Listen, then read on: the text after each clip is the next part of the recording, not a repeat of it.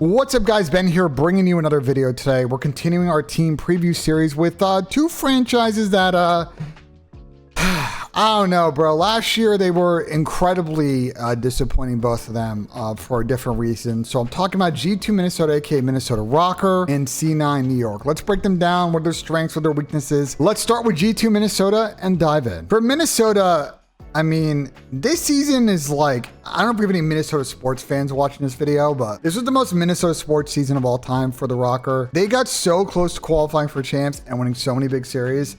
And like at every opportunity they had to like do it, they couldn't figure it out. Now they ran with Paul X to a majority of the season, but halfway through, once Kenny was dropped off of Optic, they decided to pick him up to try and make that push for champs. And while they played better initially with Ken, the results, well, slightly better. They went from getting dead last at Major 1, Major 2 to getting top 8 and then top 6 at the last two events. Unfortunately, the points dropped online and at LAN were not enough for them to qualify for champs. And unfortunately, Esports World Cup, yeah, they did not get out of groups at that one. And so the team looks completely differently this season. They actually played pretty good at the kickoff this weekend. So your comp for this season, Justice, aka Escherol, is the only remaining player from last year's roster.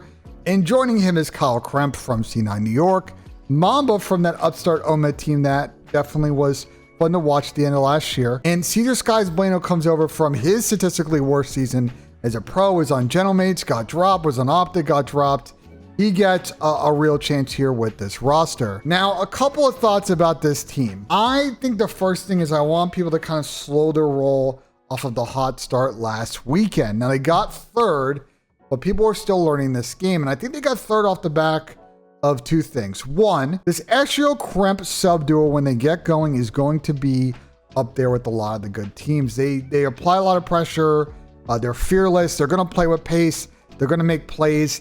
They may not be the world's most consistent duo at times, but when they get going, they're going to be hard to stop. And the thing is, when they play on small maps, I think it forces that slightly stiff at times Mamba and Sky's duo to definitely pick up the pace. And so I think they actually do play with a lot of energy on, say, a Colossus. But where I think this team might get exposed when things kind of start to slow down, and those ARs get in post-up spots, I'm not sure this is the world's best AR duo on paper. So we'll see kind of how it plays out, but that dichotomy between the subs and the ARs here, we'll see. I will say for S&D, I actually think that could be this team's strong suit. Last year, they would battle in searches and then lose at the end. I think with Skies and the Sniper this year, they have a real opportunity to be good at the game mode. So that's the thing I'm keeping my eye on with this G2 Minnesota team, to see if they are like a factor or a non-factor this season. They have a pretty fun schedule this season. So let's dive into their start. C9 New York, we'll get to in a minute. Optic Texas and Boston Breach are their first three matches. Very doable.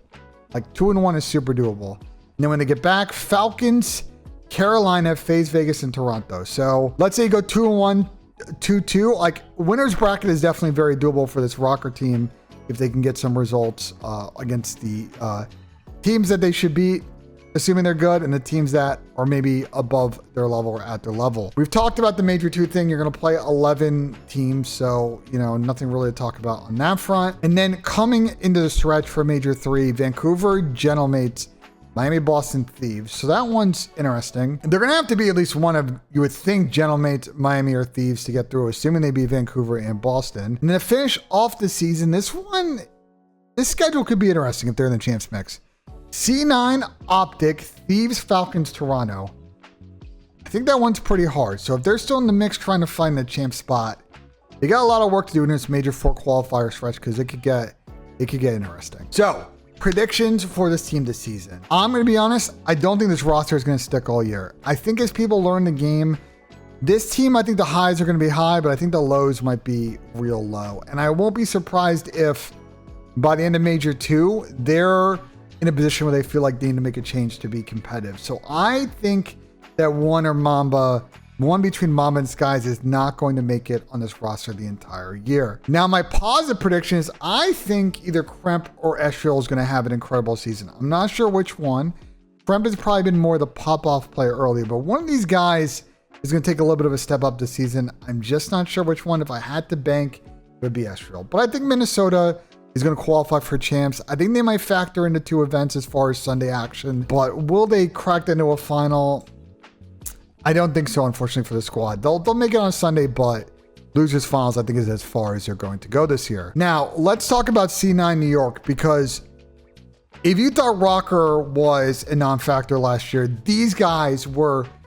The only thing that I think was remarkable about their season last year was the first 2 weeks when they had internet issues and they were beefing with everybody in the league. Outside of that, I can't remember a memorable series from these guys where I was like, yeah, these guys were a factor at some of these events, which is funny because they got top 6 at Major 2. I legitimately don't remember that. Now, as you can see here, they start off the season with Max, Sib, Attach, and Cramp, which at the time we were like, not enough slang, and that ended up being completely true, especially because Sib had one of his most individually disappointing seasons last year. They basically like wiped the team twice after Major 3 in an attempt to qualify for champs. So you had like Sib, Capsule, Cramp, and Sparta at one point. And then they swap Cap for Gwyn after the champs because Carolina, it wasn't going to EWC. And that didn't really improve too much. So like they didn't get out of groups. So yeah, C9, nothing happened last year for C9. It's a complete wipe this year. Mac is back after being on the team, off the team, whatever. They have brought in 3 new players. Reese Vivid, who was recently on the Carolina Royal Ravens. Ben Beans, who was on Toronto last year and got dropped. You're sensing a theme, right? 3 of these players were on teams and got dropped. And Afro, who, by the way, I think played good enough to get on a team last year, but because he was European, didn't have his P1. That is why I think he didn't get called up in the middle of last season. So, a couple of thoughts about this roster. 1, I think Marcus, aka Afro, is going to have a pop-off year. I think he's going to fry this year and put up some insane games and some insane numbers. That being said, like a lot of the other roles on this team are a little bit questionable to me. The Mac Afro sub duo could be really good. It could be really terrible. The highs could be high, but the lows, man. Lows of this team could be really, really bad. And I don't think a Beans Vivid Era duel really moves the needle for me in respawn game modes. Now, Ben is going to have those takeover S&D games with the Sniper, which is going to keep C9 in a couple of series. But I got to be honest, talent-wise, slaying-wise, I have a lot of concerns that the C9 team is not going to be able to keep up. Now, the other big question I have is, can this team deal with the daily grind of scrims and play at the necessary level every single day? You get better, stay ahead, all that stuff. We'll see. I don't think so, personally, that they're going to be able to do that.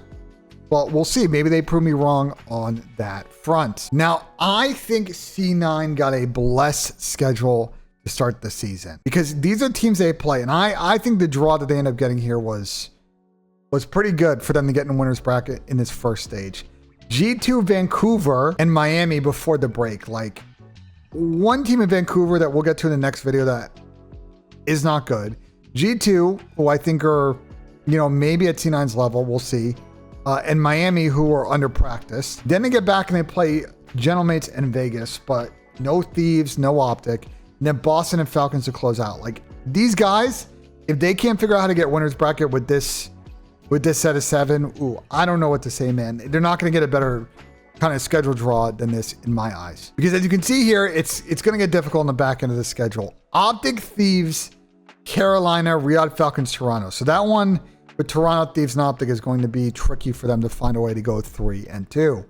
And then to close out the season, G2, Boston, Toronto, Thieves, Miami. The last 2 stages for them and where they're as a team, going to be tough. Their best chance, I think, to make winner's bracket is at the start of the season. If they can't get it going early, I'm going to be a little bit concerned for these guys about their ability to qualify for champs this season. And look, in my eyes, someone has to get 9th, 10th, 11th, and 12th in the league.